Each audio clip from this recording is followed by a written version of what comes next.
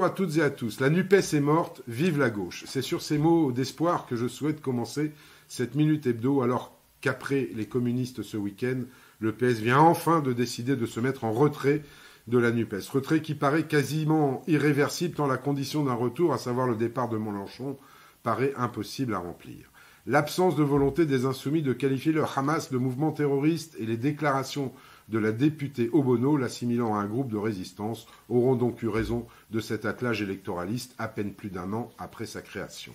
Tout ceci était bien sûr prévisible. La bordélisation du débat par la Mélenchonie, ses ambiguïtés avec l'antisémitisme, la laïcité ou encore l'idéal républicain ne sont pourtant pas nouvelles, même si Olivier Faure feint de les découvrir aujourd'hui. Les déclarations complotistes de Mélenchon sur les attentats commis par Mohamed Merah, l'invitation aux grandes pompes de Corbyn pendant la campagne de 2022 ou l'euroscepticisme assumé des Insoumis, nombreux sont les signaux qui auraient dû alerter Olivier Faure sur l'alliance qu'il était en train de construire. Mais son siège et celui de quelques-uns de ses amis valaient manifestement toutes les compromissions.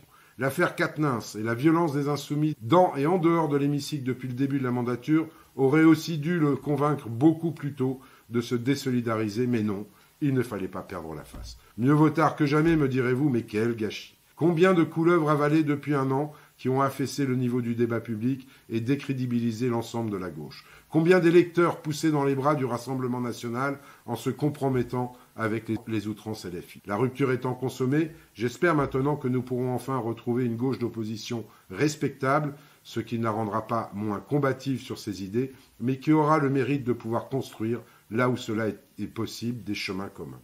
C'est d'ailleurs déjà le cas avec certains de nos collègues socialistes, dans le respect des convictions qui sont les nôtres et des divergences qui nous opposent. Sorti du joug mélenchonien, le Parti socialiste pourra retrouver la place qu'il n'aurait jamais dû quitter.